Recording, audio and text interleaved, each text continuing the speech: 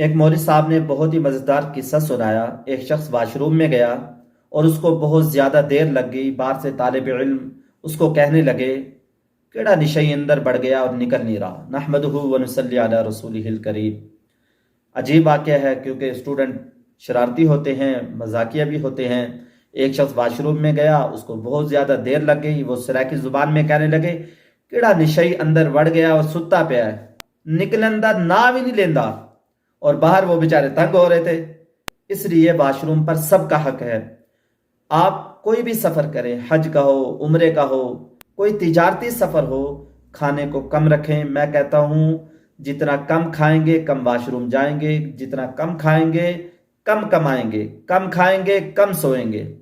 تو اس لیے کم کھانے کی عادت ڈالیں، آپ کی صحت اچھی ہو جائے گی، آپ کا معدہ تندرست ہو جائے گا۔ اگر آپ لوگ ہوائی جہاز کا سفر کر رہے ہیں، ہوائی جہاز کے غسل خانے یا بیت الخلاء استعمال کرنے سے اس کا فرش گیلا ہو جائے یا کموڈ جس پر بیٹھ کر استنجا کیا جاتا ہے وہ خراب ہو جائے، گیلا ہو جائے، تو وہاں آپ لوگ ٹیشو لے کر اس کو صاف کر دیں، اس کے فرش کو صاف کر دیں تاکہ بعد میں آنے والے شخص کو تکلیف نہ ہو۔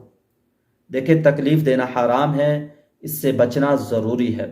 اور یہ جو ٹیشو ہے یہ کوڑے دان میں ڈال دیں، اور یہ کوڑے دان واش بیسن کے ساتھ ہوتا ہے۔ بظاہر ایک ڈبہ سا نظر آتا ہے، جس کو آپ دبائیں گے تو وہ کھل جائے گا، وہاں اس کو ڈال دیں اور وہیں نہ پھینک کر آئیں۔ اور دوسری چیز، آپ لوگوں نے اندر بیٹھ کر سگریٹ نہیں پینا۔